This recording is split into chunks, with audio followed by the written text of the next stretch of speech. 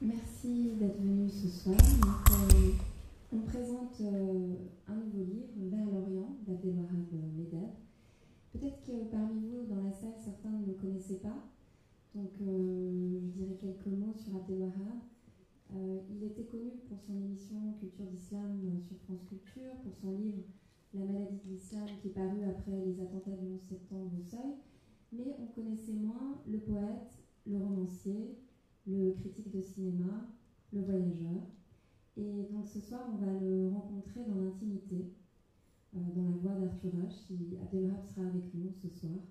C'est l'expérience qu'on vous propose. Et ce livre, Vers l'Orient, ces carnets de voyage, ce n'est qu'une part infime de ces 79 carnets que ma mère, Amina Medeb, a trouvés en rangeant les archives après sa disparition en 2014.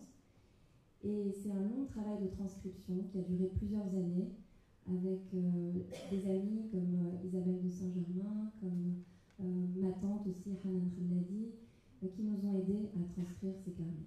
Et Michel Saint-Flour aussi.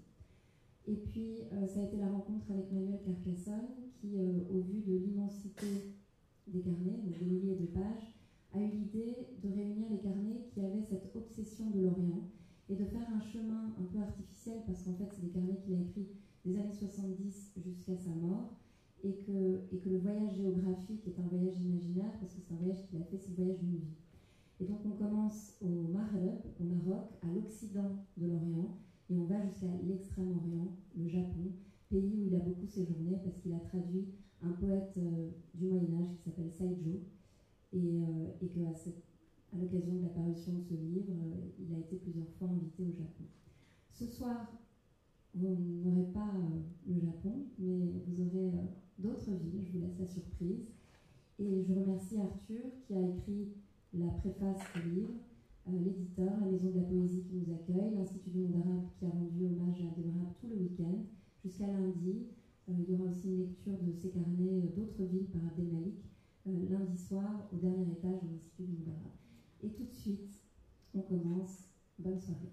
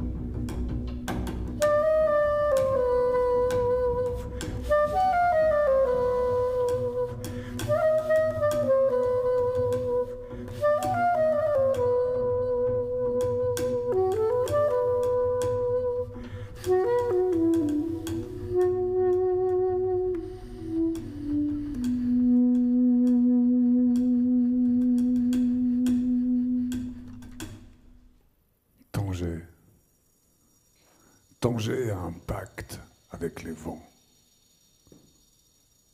Tanger a un pacte avec les vents.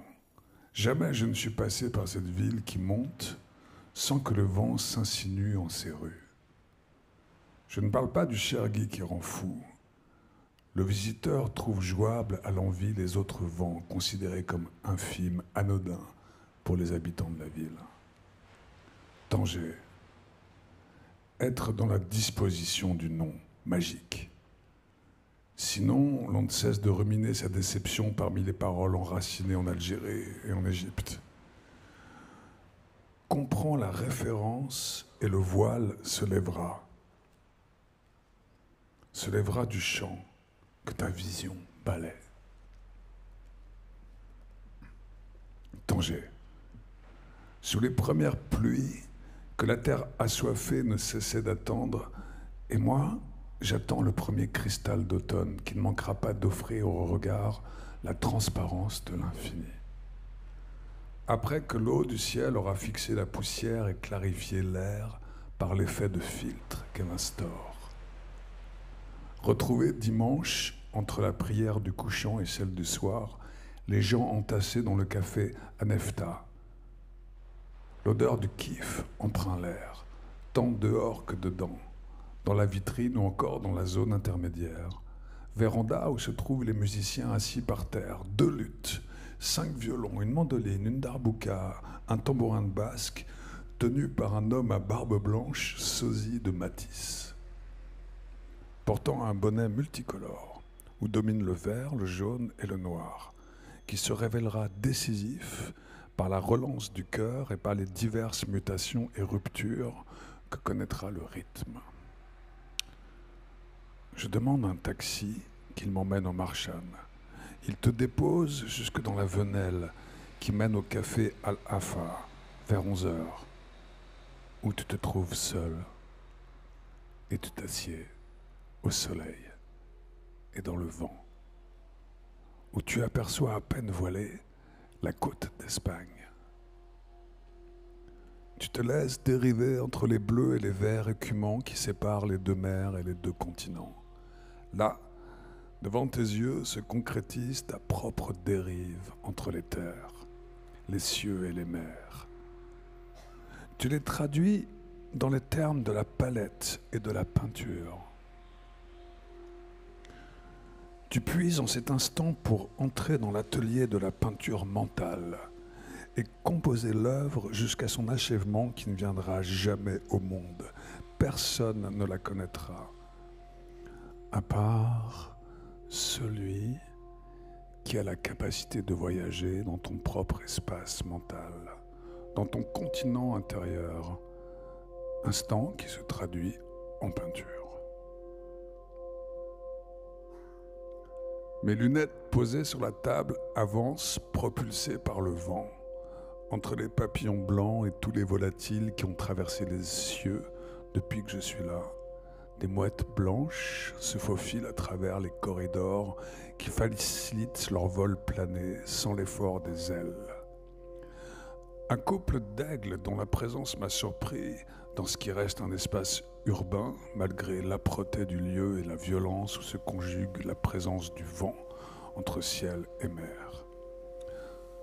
En effet, ce qui peut arracher le lieu de son site urbain et le rendre disponible à l'air sauvage semble se confirmer par la présence des aquilas, si haut dans les cieux, entretenant entre eux la bonne distance, dans la juste économie de l'envol, ajustant les plumes, la queue, les ailes déployées, pour pouvoir être portés par le mouvement des airs, sans avoir à battre des ailes ou en bougeant à peine.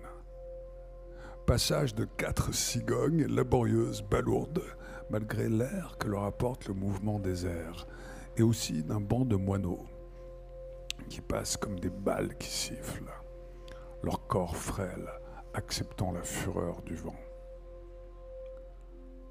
Ou, dans la cour de l'église anglicane, en contrebas du jardin autour de l'hôtel Villa de France, lequel est fermé en réfection, en restauration. Les boyaux de la bâtisse sont entassés dans le fameux jardin. Tuyaux, baignoires, lavabos, éviers, bidets, tas de mobilier entre les arbres et les plantes. Un vieux tangérois me dit que la vue peut se substituer à celle de la chambre par laquelle échappait le regard de Matisse. ville en escalier, dégringolant vers la mer et le port. Mais rien ne me retient ici dans cet espace où se rencontrent les amoureux locaux et quelques étrangers égarés, désœuvrés.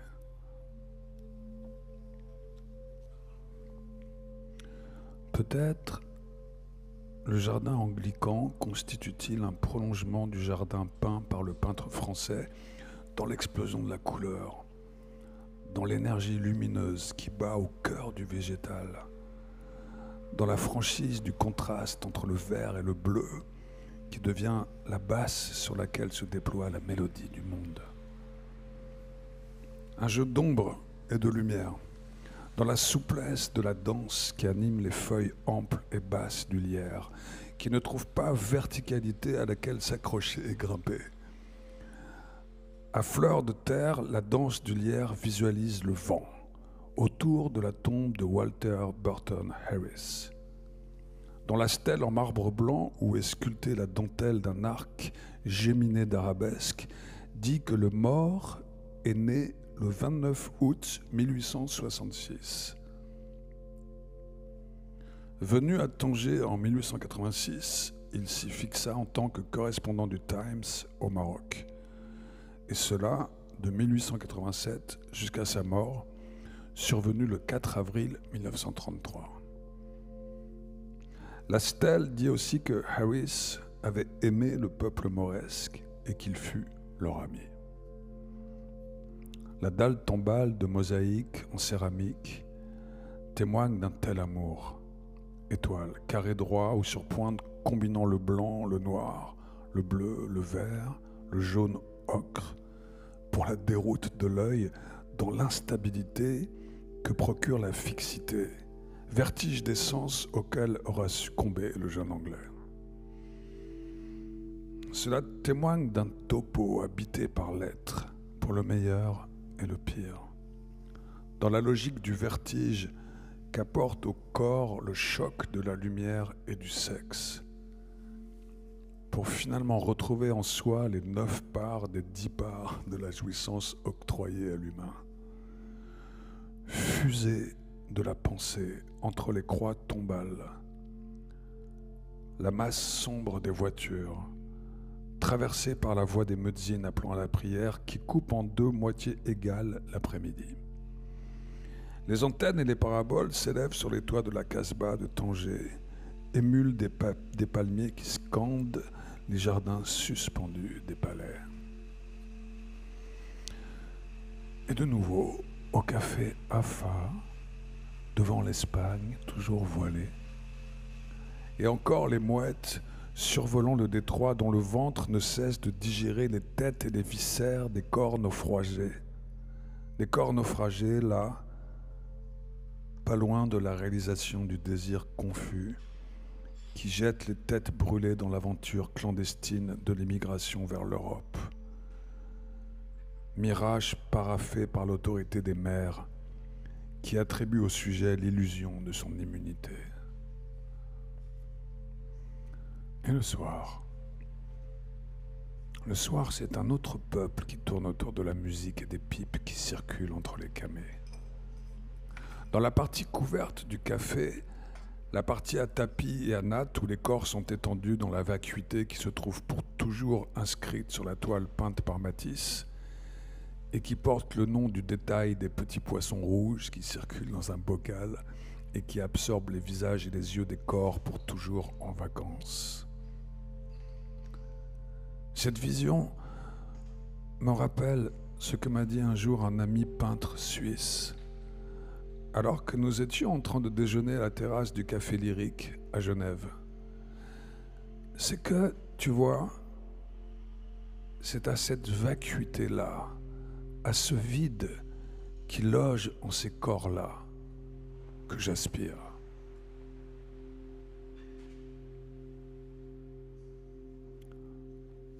Dans la tasse de thé que je bois, les feuilles de menthe se mêlent aux fleurs d'oranger et aux tiges de l'absinthe, bouquet que je retrouverai à l'odeur de ma miction d'or, qui jettera aux narines la joie de sentir les pointes vanillées qui vous propulsent dans les parages de l'absolu. Et voilà, la surprise du mariage de l'Occident et de l'Orient, à travers les formes qui scandent l'espace, dans le palais de la Casbah, celui-là même que fit bâtir Moulay Ismaël à la fin du XVIIe siècle, et que ne purent visiter ni Matisse, ni Delacroix.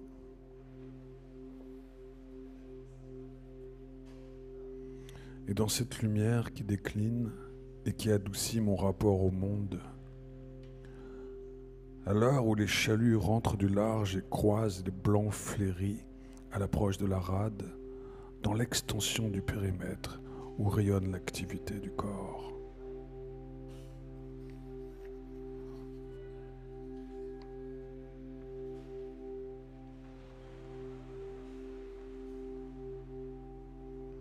Et dans les retrouvailles avec Tanger, tout droit de la gare routière au café AFA, 1 heure avant midi, le lieu est investi par les camés.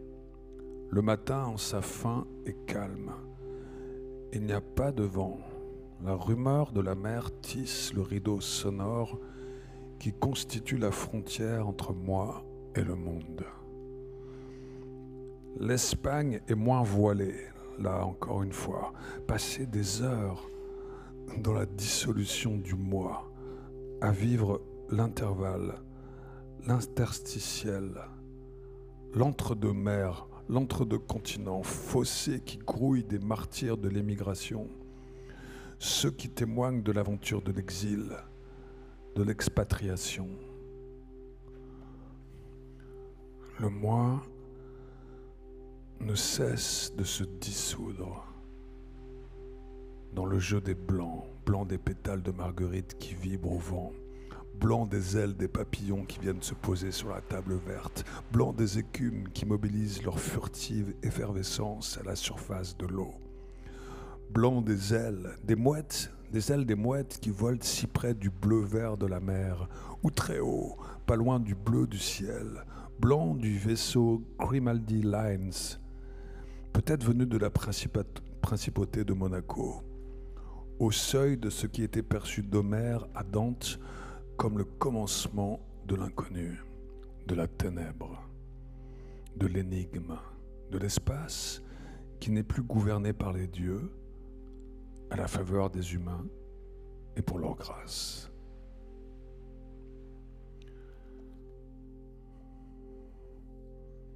Marchant dans les venelles de la Casbah, sentant l'air marin, tâtant le contact avec l'espace de l'origine, retrouvant les colonnes occidentales et blanches dans une galerie en face du palais, frôlant le minaret octogonal de la mosquée palatiale, dont les portes étaient ouvertes, dans l'attente de la prière de midi, mosquée blanche aux arcs brisés et outrepassés, dans une adhésion parfaite à une forme d'islam.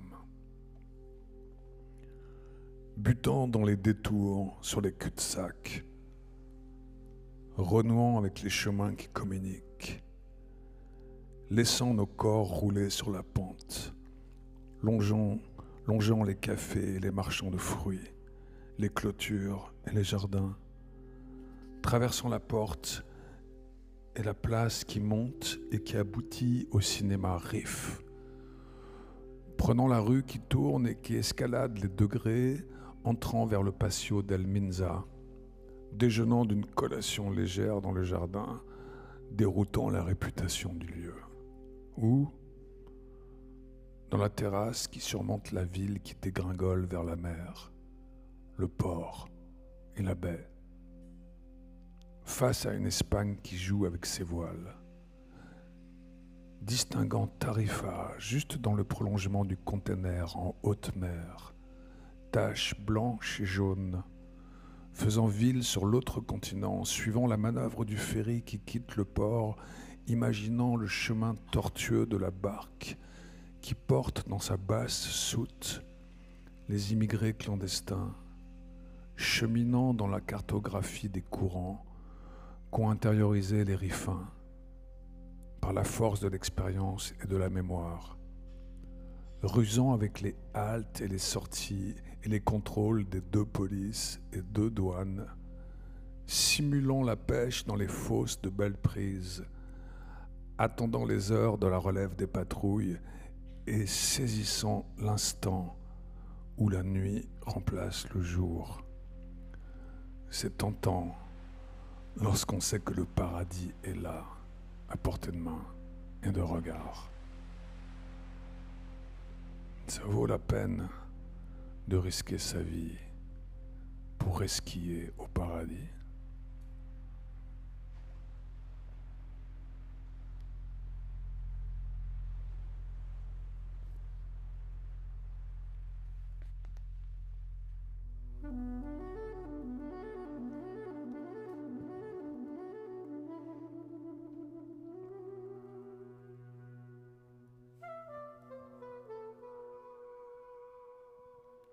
Djerba. Lundi 4 août. Arrivée à Djerba. L'arrivée hier à Djerba vous installe dans un sentiment insulaire. L'on se sent sous la défense de la mer dans un autre pays. L'île a changé et change. Je l'ai visitée la dernière fois, voilà 18 ans. Je ne me sens pas en pèlerinage, je ne reconnais pas les lieux et places. Que d'hommes de toute ethnie ont visité depuis ces lieux. La paix et la douceur du peuple qui habite cette île, prémuni par son retrait séculaire, de minoritaires réfugiés dans une île si proche. Conquête d'un territoire par ceux très peu nombreux qui entretiennent la trace théologique du schisme inaugural dans l'espace islamique. Vu un autre vestige, le juif rayonnant de paix et de certitude, avec sa barbe touffue, sa chéchia, son costume de djerbien, robe modeste et finement coupée, mi-ample, grise, le gris du travail comme accomplissement de la part humaine qu'il y a en vous dans ce paysage de couleurs grouillantes qui préfigure le paradis.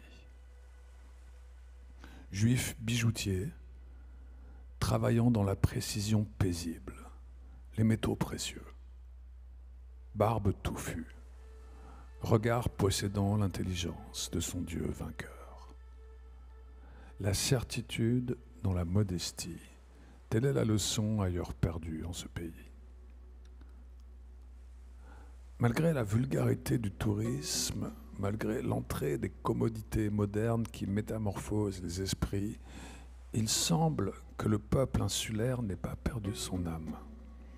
Peut-être parce qu'il possède l'usage de la séparation entre l'argent et l'esprit, entre la fortune comme accomplissement dans le siècle et la friche spirituelle qu'entretiennent le rite et la soumission à l'obligation en son énigme. Peut-être cela est-il dû à ce que l'argent ici est destiné plus à l'accumulation et la circulation qui le font fructifier plutôt qu'à l'ostentation. En ce bord de mer où j'habite, j'instaure la demeure dont je ferai le temple qui m'introduira à la disparition de ma pesanteur dans la vérité cosmique. Coït suprême avec la nature. La nuit obscure, en plein air, la prenant, la saisissant, me frottant à sa chair, suscitant le cri sauvage, l'énergie qui hébète dans le grouillement parlant des étoiles, priant sous le guet de la fréquence des étoiles filantes, faisant vœu de grandeur dans l'œuvre, rédemption purificatrice, se rapprocher de la sainteté, advenir à la pureté. Dessaisi de mon moi, dans la béance de mon être, j'admire jusqu'au vertige le ciel bouillant d'étoiles, ces sidérales hauteurs avalées et devenant en moi d'insondables profondeurs qui creusent au-delà du sang qui bat, qui pulse. Être tant en soi qu'en marchant au cœur de la misère, tu ne vois rien. Rien ne t'entame. Cela vous entretient en votre nature. Et puis, Dormir encore.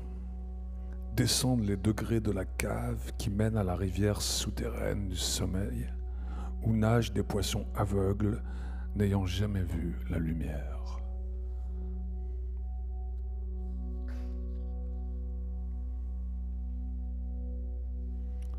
Se lever avec les premières lueurs, découvrir que sa terrasse est dans l'axe de l'Orient qui commence à s'élargir à la teinte nubile de Énée, descendre du lit à la mer dans la paix et la douceur, la mer parlant son langage matinier, discret, mais porteur d'un mystère de lumière. Courir, à jeun, à la sortie du sommeil pour se retrouver de plein pied dans le territoire de l'imagination, comme un félin aiguisant ses sens. Comme un cheval exubérant, exudant, robe luisante de sueur, quand j'entre dans la mer, j'ouvre l'heure secrète des femmes que je chasse de la mer. Mon heure précoce et féminine. Ma présence contrarie les femmes en leur bain auroral, destiné à les préserver du regard des hommes et à conserver leur blancheur loin de l'agression du soleil. Cette heure des femmes, accompagnées de leurs gosses, filles et garçons, encore sous l'autorité de leur territoire, tout cela indique que le code traditionnel ne fut pas bousculé ici par tant de mouvements.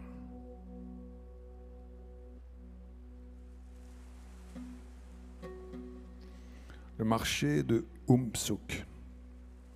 Au marché de Souk, assailli par les épices, certaines odeurs me rappellent l'enfance, une sorte de céréales en poudre parfumée, diluée dans l'eau glacée, breuvage rafraîchissant l'été.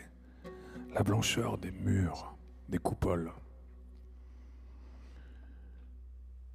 Une des raisons de la sérénité de ce peuple minoritaire insulaire, sa diaspora, sa connaissance du monde.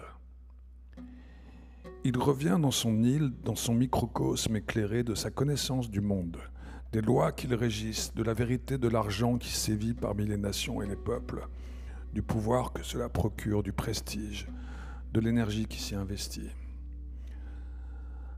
À la table à côté de la mienne, dans le café, sur la place ombrée, dans un matin qui va vers un midi incandescent, imperturbablement, des hommes de la diaspora venus ici pour se ressourcer. Des hommes habillés à la djerbienne, malgré tout porteurs d'élégance. L'élégance par deux signes qui font saillie dans la modestie du corps et du costume. Des mains parfaitement entretenues, défaites de leur callosité, ongles arrondis, taillés et lisses, roses, lunules blanches bien mises en relief, mains sortant de l'attention fidèle d'une manucure. Deuxième signe, chaussures et chaussettes de fil d'Écosse. Immaculées, blanches. D'évidence, ce sont des gens qui ont pouvoir d'argent.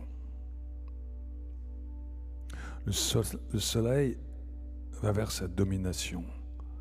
À 10 heures, il est déjà l'incontestable souverain du jour. D'où, par contraste, l'éloge de l'ombre, valeur d'opposition qui permet de sortir du pouvoir sans merci du soleil. Les voix de soleil me proviennent de l'ombre.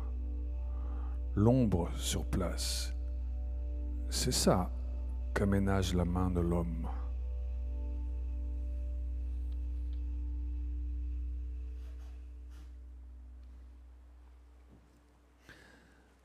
Présence juive ici. Elle paraît incongrue et miraculeuse en termes d'islam. Tant l'histoire et la guerre défient la cohabitation millénaire arabo-juive. Parmi les juifs qui occupent les échoppes d'orfèvres, il y a des jeunes, ce qui étonne. Des jeunes qui semblent vivre simplement dans le siècle, en tant que juifs en terre musulmane. Probablement veillés par une conscience qui les articule avec le rapport de force qui régit le monde. Sinon, comment envisagent-ils leur avenir?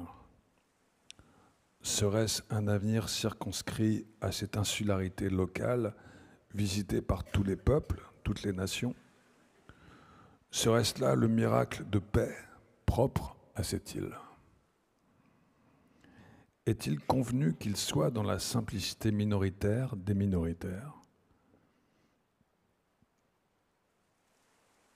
Je ne parlerai pas de l'évidente présence des Juifs, souvent vieux, barbus, qui semblent tant immergés dans leur écriture, tant habités par l'évocation de leur Dieu, qu'ils échappent au siècle et semblent appartenir à l'éternité qui abolit la conjoncture du temps et de l'espace, capables d'être au cœur même d'un milieu hostile, ayant la force intérieure d'en défaire l'agressive hégémonie, en évitant naturellement la confrontation. C'est ça le retrait du Juif d'avant la restauration d'Israël. Retrait. Être en soi jusque dans les profondeurs qui vous perdent.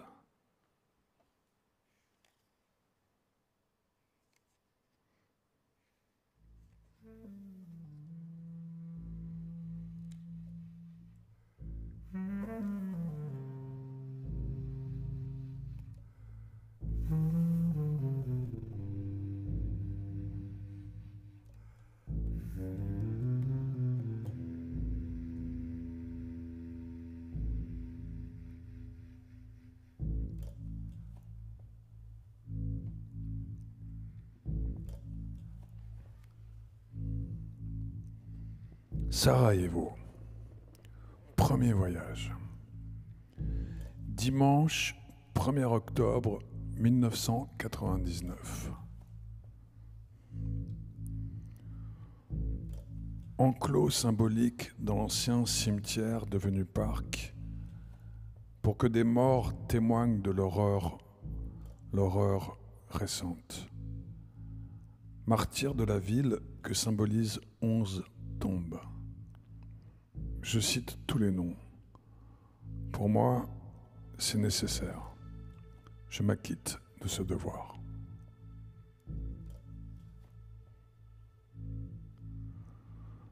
Sorlidja Tuljo, 1957-1994.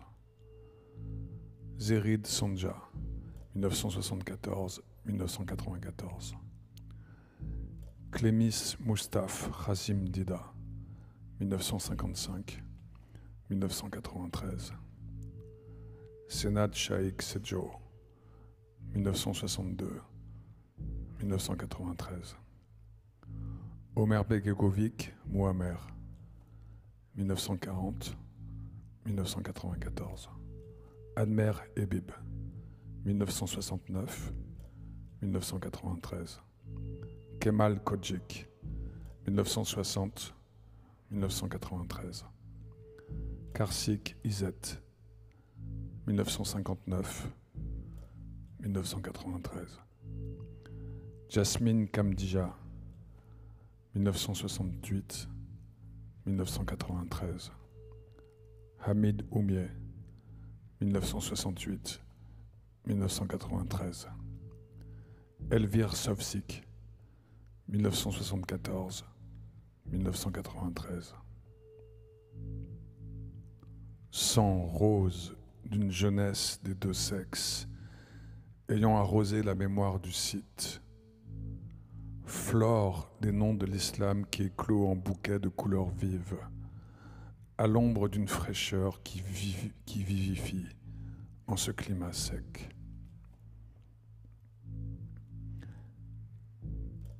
J'ai commencé ma journée en marchant sur la rose de Sarajevo, flaque rouge de 60 cm qui garde le souvenir du massacre du marché. J'habite juste au-dessus, au Petra Kijina 20, chez Adzio Merovic. Ma logeuse, à 9h du matin, me dit « Le marché, c'est juste en bas, il suffit de descendre ». Au petit déjeuner, je retrouve le beurek que j'avais mangé la veille en dernière halte dans la ville, halte ultime après la marche nocturne.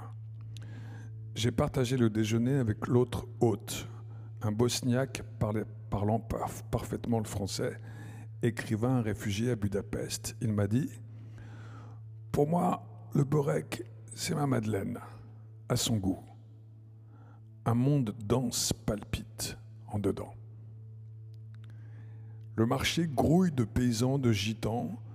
On y trouve des fruits de toutes sortes, du coin et importés, superbes quetch, goûteuses, pommes, proches des rainettes au goût de noisettes, noix fraîches, muscade dorée d'Italie, raisins noirs de Grèce. Et j'ai marché sur la rose de Sarajevo pour retrouver la rue piétonne Ulika Feradija, que j'ai foulée pour la première fois hier, 1 heure avant le crépuscule, en allant à la poste acheter une carte téléphonique. Je suis attiré par une façade comme un théâtre. Gradska Trasnica. Est-il écrit en grandes lettres latines sur la corniche qui sépare les arcs et le fronton. Maintenant, je découvre que c'est un marché très propre, élégant, calme, tranquille, riche, d'une richesse présente et non accessible à tous, miroir de tous les attributs de la ville. Sarajevo, ville courue. 4 musiciens andins avec leurs ponchos jaunes égayent cette marche de midi avec leurs clochettes, leurs guitares, leurs flûtes, leurs tambours, leurs voix, comme à Paris, comme à Barcelone. Sarajevo, ville ouverte, sœur des villes ouvertes d'Europe. Ville qui pense ses plaies dans la sérénité, la finesse, l'élégance. Du marché, je descends vers la zone piétonne, vers un café sur la terrasse du Bosnia, dont une forte couleur violette est l'emblème, au soleil doux, voilé. Sur la place, je fais face à la cathédrale avec ses 2 tours et ses 2 horloges synchrones, aiguilles d'or, une rosace entre les 2 arcs brisés. Celui du porche, c'est celui qui doit correspondre à la nef centrale. Ville où cohabitent comme naturellement la cloche et la voix, le carillon et l'appel à la prière, sans hiérarchie ni concurrence. Chacun a la place qui est la sienne. Rythme lent de ces villes qui ont les attributs de la métropole et le tempo du village, comme Genève. De ces villes qui allient les vertus de la ville et du village. La liberté des femmes, surtout des jeunes filles, coquettes, alertes, vives, fardées comme des japonaises. Un policier m'arrête. You write something. Can I see your book notes? It's security. That's nothing, it's poetry. Il feuillette mon carnet et s'excuse. Plage ou plutôt îlot de galets sur la rivière où se posent des pigeons qui boivent. Façade calcinée, appartement éventré. L'obus a dû trouer l'espace. Il a traversé l'immeuble de part en part. Cathédrale orthodoxe, jaune du dehors, paraissant basilicale, mais non à l'intérieur. Elle a la forme d'une croix grecque. La coupole centrale sur 4 colonnes très hautes, imposantes. Coupole centrale entourée de 8 coupolettes aveugles et latérales, teintées d'un bleu nuit. Le sol est fait de carreaux blancs mouchetés, interrompus aux angles par de petits carreaux alternant le noir et le rouge.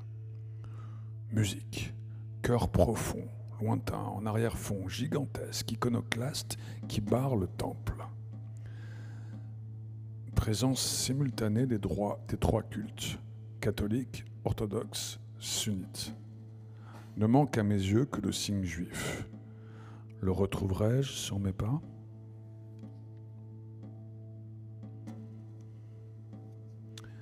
Prière du vendredi à la mosquée Faradia, du nom de son bâtisseur Farhad Bey, gouverneur au XVIe siècle.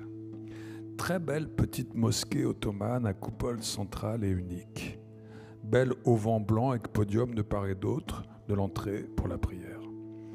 Petit jardin cimetière, les stèles à turban sont de deux types. Ceux qui montent comme tiers inversés, ceux qui enroulent vers le rond. Prier avec une communauté d'Européens dont le costume varie. Certains portent la calotte blanche ajourée musulmane, d'autres le noir ou le bleu marine en béret basque. Corps dont les gestes diffèrent. Rapport au sol autre.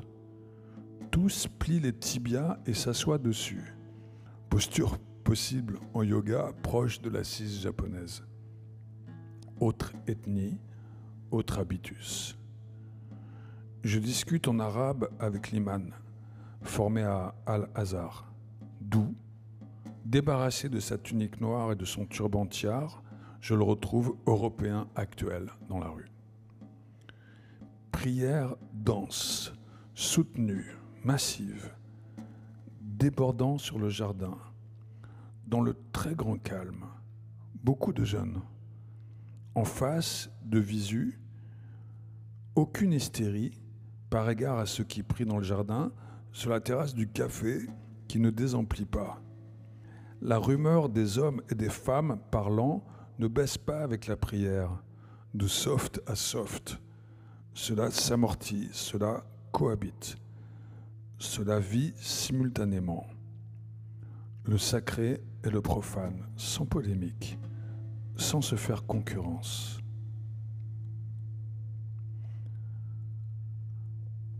À l'heure du couchant, à l'écoute de l'appel à la prière, mangeant chez des jeunes filles propres du shawarma acceptable et hygiénique.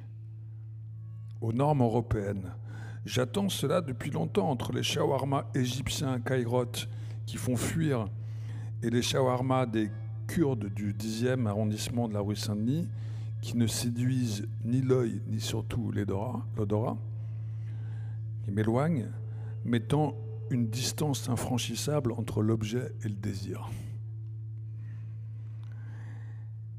Le désir, justement, m'appelle à écrire Sarajevo, un site, un établissement qui me va, qui concilie mon islamité et mon européanité, qui satisfait mes deux chaînes génétiques et comble ces deux parts qui s'unissent en moi et qui se divisent dans le monde, Orient et Occident. Là, naturellement, ils cohabitent en ce lieu du monde, en ce lieu où je me trouve. Cet accord entre dehors et dedans, emblème de mon être, n'est pas en mouvement, en devenir, comme il m'arrive de le capter en quelques instants en correspondance avec quelques segments maghrébins entre Maroc et Tunis. Décidé à faire 7 fois le tour de la bibliothèque meurtrie, c'est mon tawaf. Ce sont là mes circumambulations autour de celle que j'institue Kaaba de ma nuit. La bâtisse en briques est un immeuble néo-mauresque très haut, s'inspirant d'une curieuse synthèse ottomano-fatimide. Une plaque à l'entrée énonce « La barbarie serbe, par ses bombardements, a détruit les 2 millions d'exemplaires que comptait cette bibliothèque. » Que de fenêtres arrachées, fermées par des planches, de décors en plâtre effrités. Kaaba sinistré au bord de l'eau, le quai où roulent tramway et voitures entre ma Kaaba et ma rivière. Le corps circumambulant tremble à chaque passage de tram. C'est comme si en mes mouvements, je m'étais enraciné aussi loin que les fondations de la bâtisse sinistrée autour de laquelle je déambule.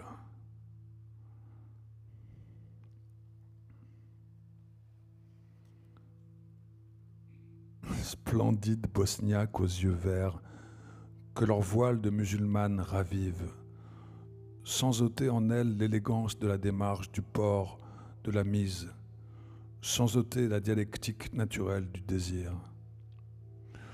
Je goûte l'eau courante de Sarajevo, légère, saine. Elle ajoute à mon amour. Mais y a-t-il vin bosniaque qui au moins se laisse boire ? Serait-il aussi amical que le vin dalmate que j'ai bu dans les airs ? Il me fut offert par l'hôtesse de la compagnie slovène entre Paris et Ljubljana, sur le chemin de Sarajevo. À la recherche d'un vin bosniaque, donc, pour passer de l'amour à la passion, me dis-je face au mur blanc que traverse la rouille d'une maigre treille et que clôt l'autre rouille brique des tuiles.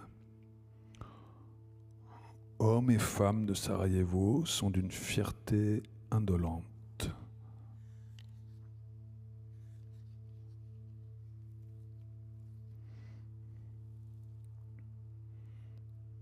Happés par le vert des collines et des diverses plateformes défensives léguées par le passé ottoman. Les collines sont très proches de la ville. Elles ne sont pas inexpugnables. Alors, j'interroge et je m'interroge. Comment les Serbes ont-ils pu placer leur artillerie sans que personne ne bouge ? Et j'ai eu la réponse. Lorsque les gens de Sarajevo ont demandé à l'armée serbe de quitter les casernes de la ville, personne ne pensait qu'on en arriverait aux armes. Alors que les soldats serbes sortis des casernes se sont installés sur les collines environnantes et ont commencé leur tir sur la ville. Personne ne s'y attendait. A posteriori, c'est considéré comme une immense naïveté et innocence que cette imprévision par tous partagée.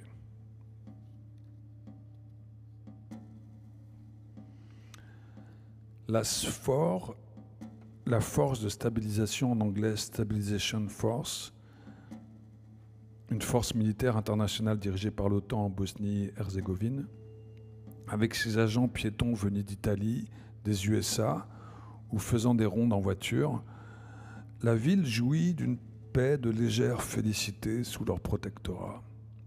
Des bus jaunes aident du Japon à la Bosnie. Sur la colline, entrant dans le cimetière, Turbe Alifakovac. Première tombe fraîche, imitant les hautes et étroites stèles ottomanes en marbre blanc, comme stèles en bois des morts shintoïstes. Morts de 1996, 1997, 98. Le nom, les dates de naissance et de décès, commençant par lettres arabes surtout. La Fatiha, profession de foi musulmane. Certaines stèles sont plus modestes. En bois, l'une d'elles, au-dessus du nom en lettres latines, exhibe un magnifique Huwa, lui, le Créateur. Splendide allure du cimetière, colline scandée par ces stèles blanches fichées au sol comme scintillantes lances. Au-dessus de cette tombe, c'est lui, le Créateur, Bedjik Kassim, 1925-1997. Un chat noir frôle la blanche tombe, puis mon jean, il est dans mes pattes. Les nouvelles tombes qui évincent les anciennes, stèles qui ne sont plus droites, qui sont en pierre blanche et non en marbre, et les turbans ronds comme sous forme de tiare.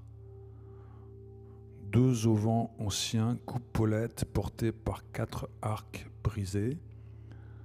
À l'abri de chacune de ces coupoles mitoyennes, une tombe. Je m'assieds à l'ombre de la plus haute, sur le rebord de la tombe. Le chat, après avoir cherché la caresse, s'est assis à ma droite, face au soleil qui décline.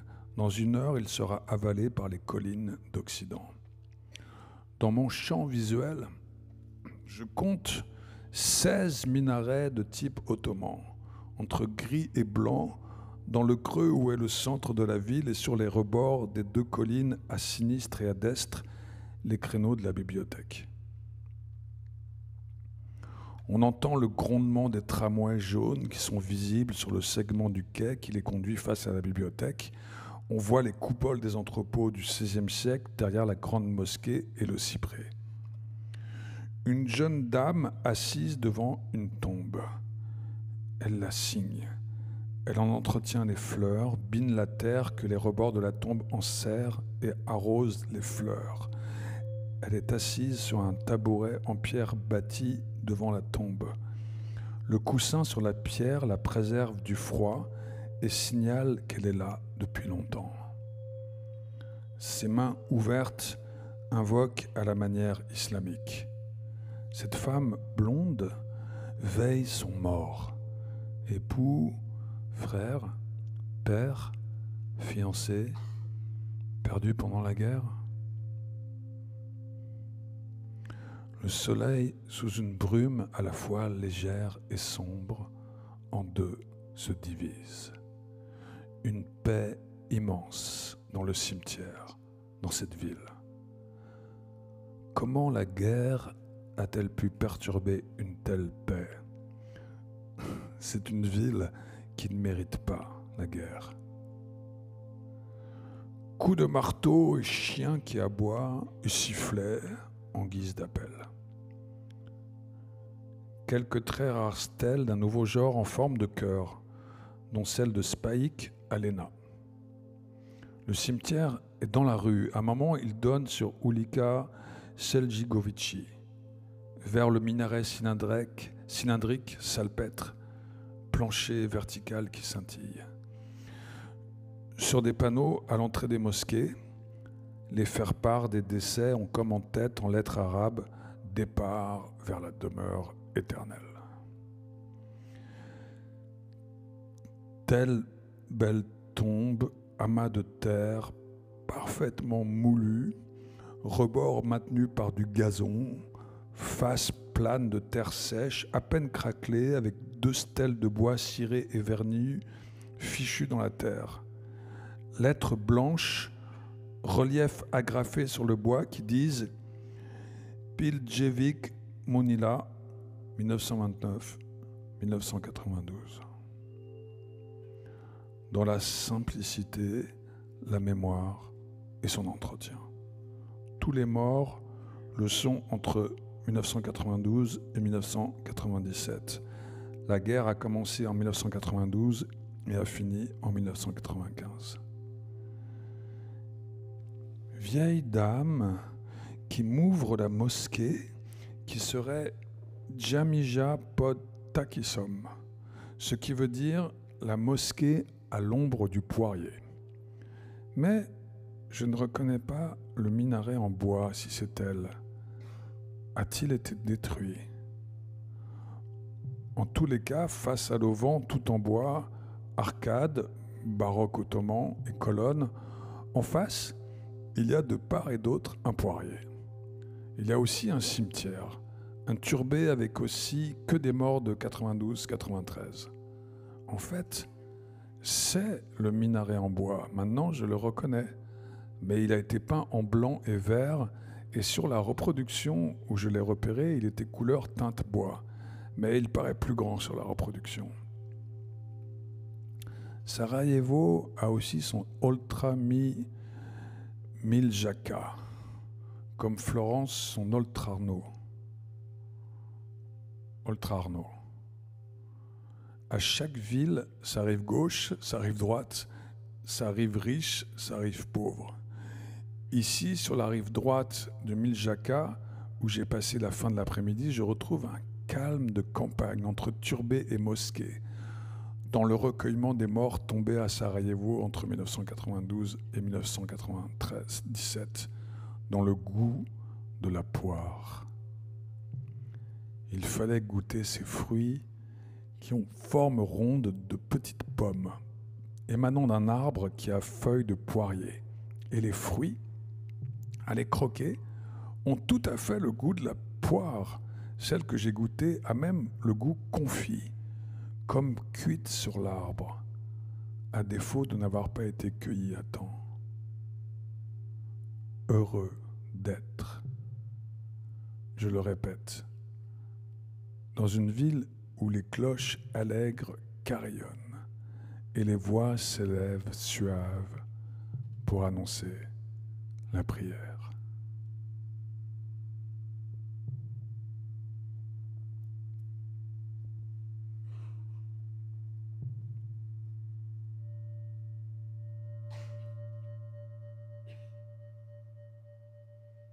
ومن عجب الأشياء ظبي مبرقع يشير بعناب ويومي بأشفاني ومرعاه ما بين الترائب والحشا ويا عجبا من روضة وسط نيراني لقد صار قلبي قابلا كل صورة فمرعا لغزلان ودير لرهبان وبيت لأوثان وكعبة طائف وألواح توراة ومصحف قرآن أدين بدين الحب أن توجهت ركائبه فالحب ديني وإيماني.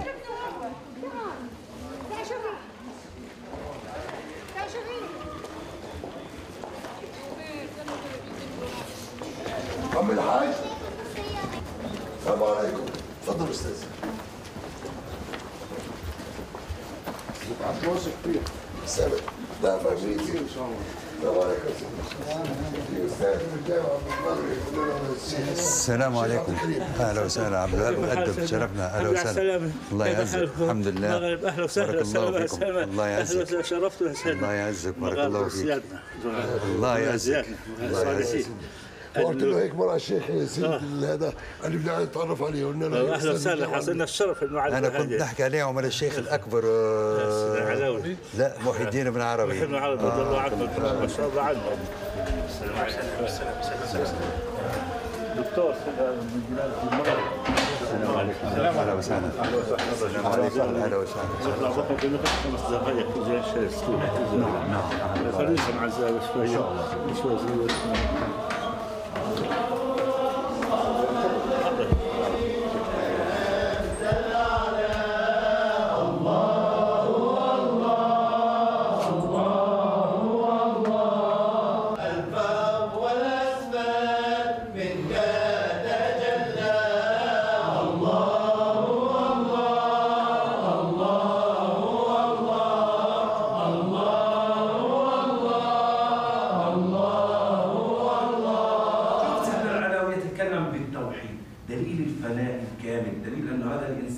إنسان كامل بشريا، مش كامل الكمال لله، ولكن كامل أكمل إنسان كإنسان أكمل هو الإنسان الكامل. ولذلك شو بدأ رضي الله عنه فقال في إحدى قصائده: مريدا بادر بقلب حاضر لسان ذاكر بقولك الله.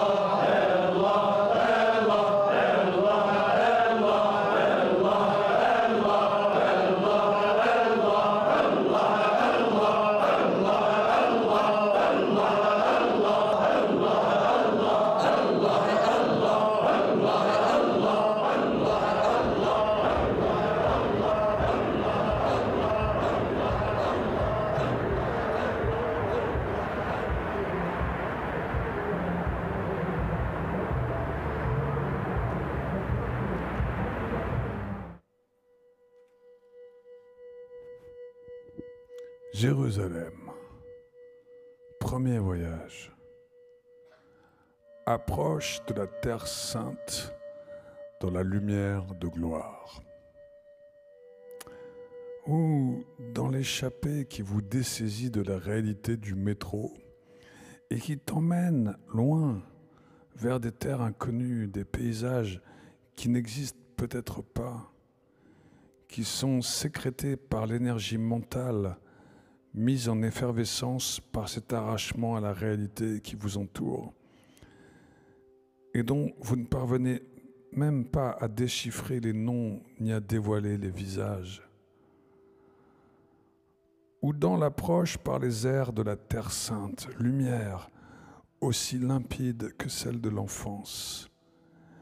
Et bas, très bas, loin, très loin, à ma droite, dans le domaine du soleil qui va vers son déclin, en ouest, myriades de nuées comme îlots blancs en suspens, appartenant à un archipel d'où émanent des faisceaux de lumière emportés par la vaporeuse brume, entre ciel et terre, comme récifs épiques hérissés, illusion des pôles en si basse latitude. Dans l'immense clarté qui va loin, très loin, l'œil avale les distances et entre la sensation de l'infini à l'approche de la Terre Sainte dans la lumière de gloire. Ainsi, je n'y peux rien, l'entrée dans les lieux de la visite commence haut. Lorsqu'on commence par le crescendo, peu importe de l'honorer, de le maintenir. L'entropie est aussi dans le programme du dire. Mais prenez pour authentique ce commencement où culmine le crescendo dans le chant de gloire, sensible, ni reine qui possède la clé des cieux. Ou dans les 3 cercles rouges presque égaux, inscrits sur le miroir ridé de la mer, dans l'axe occidental qui conduit au soleil, jouons avec le voile des nuées, dans l'effacement de l'illusion polaire et la métamorphose des 3 cercles en un dense sillon de lave.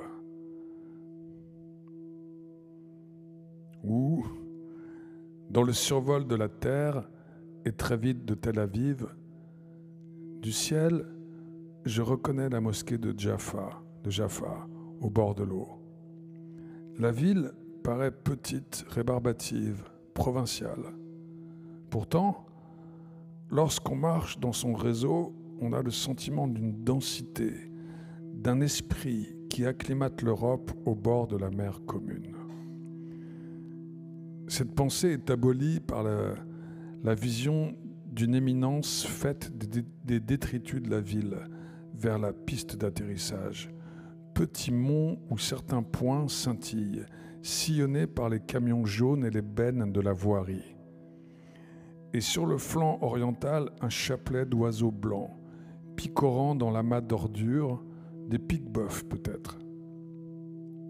Ou, sur la piste de l'aéroport, entre les gros porteurs et des machines volantes, monstres de l'US Air Force. Ou dans la stratégie de la disparition de Kafka dans la métamorphose, qui est celle du Palestinien fonctionnaire du consulat de France qui vient me chercher et qui m'explique pourquoi il n'a pas parlé arabe, pourquoi il a fait écrire A et non Abdelwahab sur la pancarte que j'avais à identifier pour le reconnaître, car, me dit-il, l'enceinte de l'aéroport et ses environs sont infestés d'agents secrets qui nous auraient retenus, interrogés, on aurait perdu pour rien 1 heure de plus. De ces ennuis secondaires que cherche, qu'apprend à éviter le minoritaire, c'est ainsi que sont les choses. La stratégie du minoritaire est la même, c'est la figure qui change. Ou dans la traversée des territoires, à ce moment crépusculaire, dans le règne du roc, du désert déjà, certes ici ou là interrompu par un olivier, dont l'émergence crève la roche. Ou dans le regard qui frôle les colonies de peuplement. Maisons uniformes de pierre blanche aux toits de tuiles rouges qui signalent la présence étrangère à la tradition du site. Établissement entouré de murailles, de systèmes de défense, entassement des maisons semblables dans des enceintes closes et protégées. Forteresse qui révèle le sentiment de l'obsidional qui doit en dedans y sévir. Système défensif qui me rappelle la chaîne des forteresses almohades construites au XIIIe siècle en Andalousie et qui sont stricto sensu des établissements de défense militaire qui n'auront pu éviter l'inévitable, le destinal, c'est-à-dire la reconquête chrétienne d'Al-Andalus. Prison de l'intérieur, forteresse qui paierait cher sa reddition. Voilà ce que me dit l'épiphanie du soir. Sera-t-elle prophétique en son nimbe crépusculaire? Ou, dans la marche à Jérusalem-Est, rôdant autour des lieux que j'avais visités avec Jean et Aya l'été 1991, dans le désarroi de la ville occupée, sieste à l'hôtel national dans la quête d'amour pour Aya, ébat interrompu par l'explosion d'une voiture garée devant l'hôtel, portant la plaque jaune qui signale l'appartenance israélienne. Voiture, objet cible d'un attentat, alors qu'elle appartenait à une famille d'Arabes israéliens. Ville morte en cette heure précoce. C'est la nuit seulement depuis 2 heures environ, il est à peine 7 heures du soir, et la lune progresse.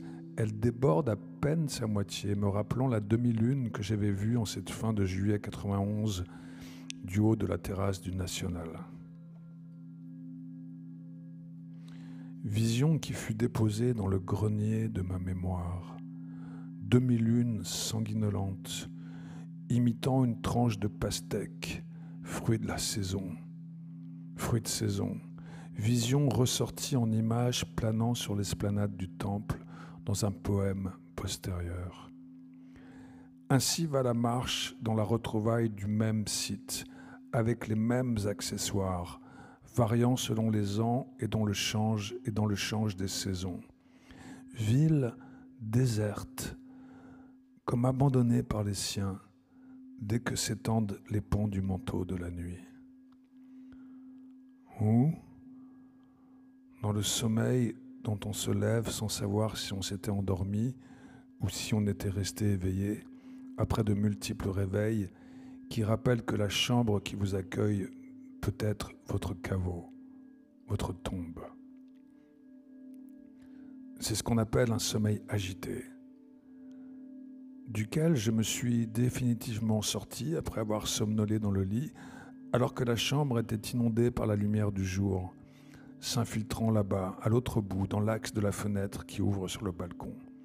Il est 7 heures. Le jour est là depuis un moment. Il apparaît plus tôt en cette saison, sous cette latitude méridionale. Ou, dans la tente du père Cyrano, dans le lobby de l'American Colony, patio clos, piscine négligée. Est-ce l'effet de l'hors-saison? Bar bruyant, variété arabe et rumeurs de soulerie, comme s'il fallait au site qu'il se défasse de son excellence. Le maintien est toujours fragile. Telle est la leçon de l'histoire. L'entropie guette en tout rite, en toute cérémonie. L'homme est négligent, parcimonieux. Voudrait-il rabaisser tout ce qu'il touche? Ou, dans le regard chaleureux et sobre du père archéologue, j'enchaîne mes pas dans ses pas.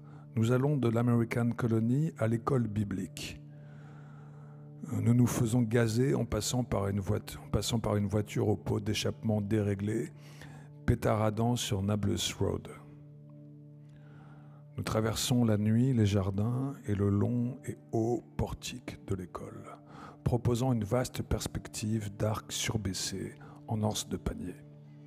Je salue en passant le plus que demi-lune qui m'est apparu de la lucarne ouverte par la bascule des branches dans le galbe mouvant d'un cyprès.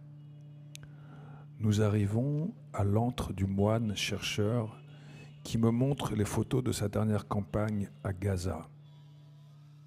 Dans un site sur une petite falaise de bord de mer, pas loin du camp d'Al-Shati. Très belle muraille en pisé d'une cité datant d'avant l'an 1000 de l'ère antérieure, cité dans la mouvance de Babylone, de l'âge de fer. Rare, me dit-il, la préservation d'une muraille de cette taille, datant de cette époque et faite en pareils matériaux. Il me montre aussi une belle sculpture d'un nu féminin aux fessiers affirmatifs qui rappellerait les nus d'Ingres, relative modernité du trait chez cette figure baptisée Dame de Gaza. Ou dans la retraversée du jardin où le père me dit son inquiétude à propos des convoitises de la mairie juive sur une partie du couvent. Les plans sont prêts. Ils envisagent de faire passer une route par le jardin. Et là-bas, au fond, pas loin de la tombe des rois, quasi mitoyenne, il a le projet d'une allée piétonne.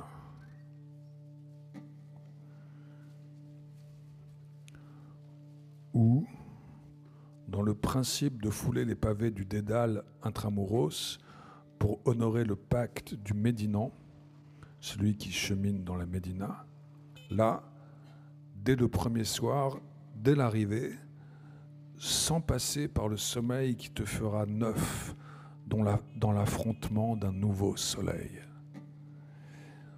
Entrant dans le règne de la pierre par la porte de Damas, descendant, montant, tournant, échangeant des propos avec des travailleurs dans le chantier d'une échoppe, confirmant qu'en effet, il y avait bien là un barbier dans des temps désormais révolus.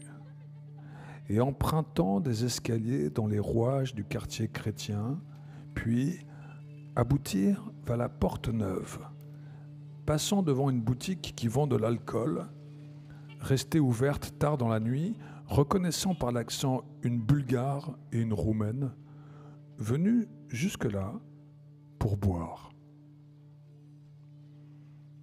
Il est vrai que la ville m'avait fasciné au tout début de mon séjour, marchant ainsi dans la résonance des pas, entre les pierres du pavement et les pierres des murs, de pierre à pierre.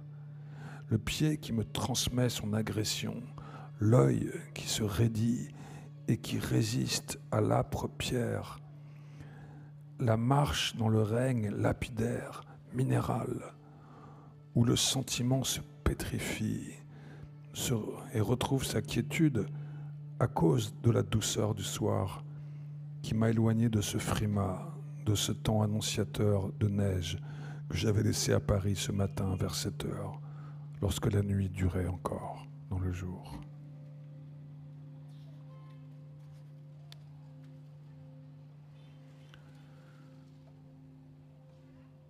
Deuxième voyage. Jérusalem occupée, 5 ans après. La tension de l'être. Pourtant, le corps se laisse rouler sur la pente. La rumeur arabe. L'homme qui conduit le taxi se présente comme venant d'Irak. « Cette part de la ville est à nous, dit-il une fois à Jérusalem-Est. Et je ne sais pas si cette déclaration provient d'une appartenance arabe ou juive. Il est peut-être l'un et l'autre. des t-shirts où est écrit en caractères latins, arabes, hébraïques, paix, peace, salam, shalom. Mais j'ai beau rêver de la beauté, cela reste laid. Un groupe d'Égyptiens roule sur la pente du bazar à hauteur de l'escalier qui mène à l'église copte. D'un coup, le sol se transforme en d'énormes dalles antiques. Les couches de la ville sont là, et mes pieds foulent la couche romaine. L'imbroglio de la ville. Que faire dans une perspective pure de l'empreinte arabe? Langue, lettres, rumeurs, urbanisme, code de l'échange. L'impossible abolition, malgré la présence des armes. On se retourne donc, commencer par longer les murs blancs, par se frotter à leurs pierres bosselées, et les slogans sur les murs semblent oblitérés. Les lettres noires deviennent pâles, comme s'il n'y avait plus d'inscriptions neuves. Palestine libre. Texte en arabe. Palestine aura. Est-ce le temps qui efface la lettre? Ou sommes-nous passés du temps de la revendication au temps du silence, d'une résistance l'autre? 5 ans après, me voilà encore à Jérusalem, à la porte de Damas, venant de la route de Naplouse, immergé au sein du peuple de Palestine. Face au mur de pierre blanche, l'ombre du palmier grouille sur les dalles. Elle, aussi blanche, le rire gras qui sort de la bouche édentée d'une femme voilée qui s'essuie les doigts qui ont porté au palais un gâteau d'Orient. L'homme au gilet, à la cravate, à l'écoute du canari. Que vas-tu faire de tant de vie satisfaite, quoi qu'il en coûte? La flèche siffle. La flèche siffle et n'atteint pas sa cible. Vois-tu la chanson d'amour se mouvoir sur les lèvres de l'adolescent? Sera-t-il celui que le destin choisira pour manier à main nue le couteau? Et toi, jeune adroit, que vas-tu faire de l'échelle que tu ouvres sur la place? À quel ciel vas-tu monter? Toi, l'homme qui enroule l'enseigne ou la banderole avant de la déployer sur la corniche. Encore une jeune dame voilée qui vend avec certitude les éléments d'une charité réclamée pour être distribuée aux orphelins. Elle s'adresse aux hommes, affirmative, péremptoire, voix précipitée qui débite sa demande, automate, active, que rien n'arrête. Et celui qui, derrière moi, je ne le vois pas, évoque la tendresse. Je n'en imagine pas le visage, et de partout, ça chantonne, et les rires éclatent à l'arrière par la médiation d'une parole compatissante qui articule la ramanote. Néologisme, rama en arabe veut dire la miséricorde divine et par extension la clémence, la bienveillance. La ramanote entre l'arabe et l'hébreu. Est-ce ainsi que les langues démêlent les sentiments plus que les humains, âmes compatissantes qui attendent l'heure où la froidure se conjoindra à la prière? J'entends le dialogue entre le palmier et la tour. Ils se souviennent l'un et l'autre du jour qui les a vus percer la terre. Puis l'arbre, au fil des ans, s'est approché de la tour en hauteur pour finir un jour par la dépasser. Au hasard du soleil et de sa rumeur, sur la terrasse du restaurant Al-Aïd, ça guide vers le rêve du retour. C'est ce que dit le visage renfrogné de la vieille qui n'a jamais quitté les lieux. Accroché à son portable, collé entre la main et l'oreille. « Allô? Allô? Qui parle ?» Lents sont les corps à se mouvoir dans le désœuvrement. La lune aussi grandit en plein jour face au soleil.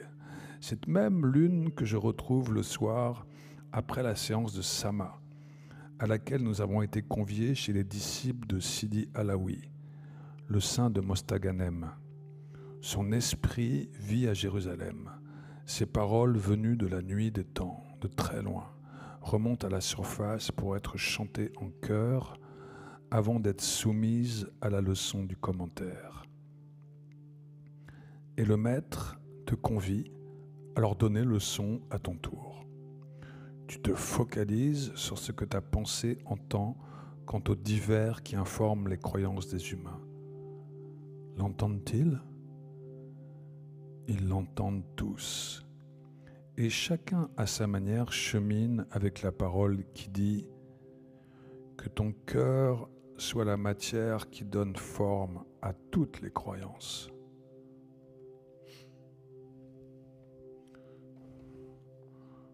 Le lendemain matin, c'est vendredi. Tu entres dans le dédale blanc par la porte d'Hérode. Tes pieds négocient l'équilibre en s'inscrivant dans les anfractuosités des dalles. Soudain, au léger détour de la descente, la coupole surgit.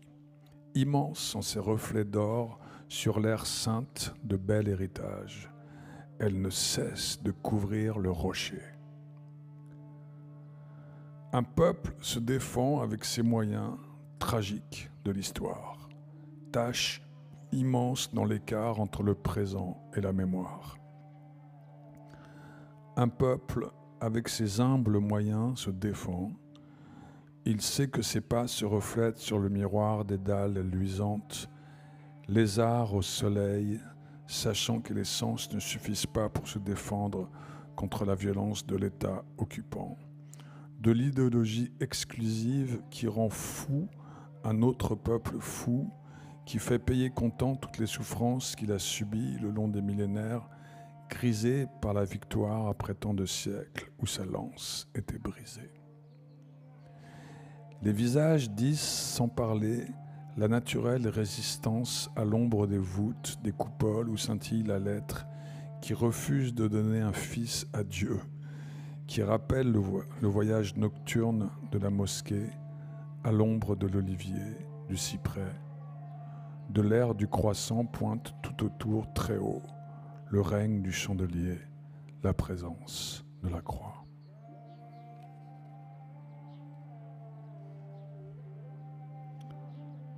De la cour vient à nous l'effluve de l'olivier et les étrangers qui t'accompagnent, un homme et 2 femmes de France, introduits derrière le paravent en moucharabie, à l'arrière des rangées des hommes. Que disent-ils de la chair qu'ils t'offrent, visiteur d'un soir, qui est passé par la boutique afin de rejoindre la zaouïa, l'oratoire, mettant tes pas dans les pays du maître, hôte d'un hôte qui respire à l'ombre d'un autre qui vient de ton Maghreb, de cet Occident dont la sagesse essaime jusqu'à cette contrée d'Orient, qui respire tant qu'elle peut sous un régime d'oppression. Pour l'heure, l'esplanade reste consacrée aux Mohammadiens qui donnent voix au Coran. Des milliers d'orans, hommes, femmes, enfants se serrent et reçoivent la parole qui appelle au secours l'absolu. Que peut l'absolu dans l'histoire des hommes ? Cet absolu perçut raison d'histoire chez ceux qui pour l'heure ont vaincu. Mais ce même absolu est demeuré enfermé dans son irrévocable silence face au désastre, à la catastrophe. Au lieu de jouer absolu contre absolu, n'est-il pas temps de laisser l'absolu dans le splendide isolement de son irrévocable silence ? L'absolu ne répond plus et le messianisme grandit dans les 2 camps. Faut-il chercher à ranimer le va-et-vient entre ciel et terre ? Ou n'est-il pas plus raisonnable de ramener le livre qui témoigne de l'absolu vers le temps de sa naissance, où l'aller-retour entre ciel et terre animait les lèvres et réchauffait les cœurs, pour le relire aujourd'hui dans la logique de notre temps, par laquelle s'éclaire le moment de sa formation. Ainsi va la déroute des messianismes, pour contenir, sinon différer, l'avènement de l'Apocalypse dans une Jérusalem occupée. Nous avons à agir pour rendre Jérusalem au partage, meilleure façon de désamorcer les deux recours concurrents à l'absolu qui ne répondent jamais et que chacun s'approprie dans la défaite comme dans la victoire. Le Palestinien qui tourne le dos au monde tant que la Palestine n'aura pas d'État.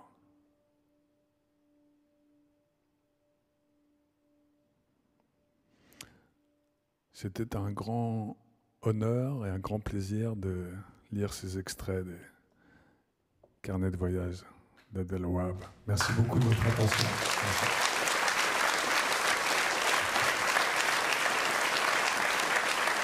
Alessandro à la musique. Yeah.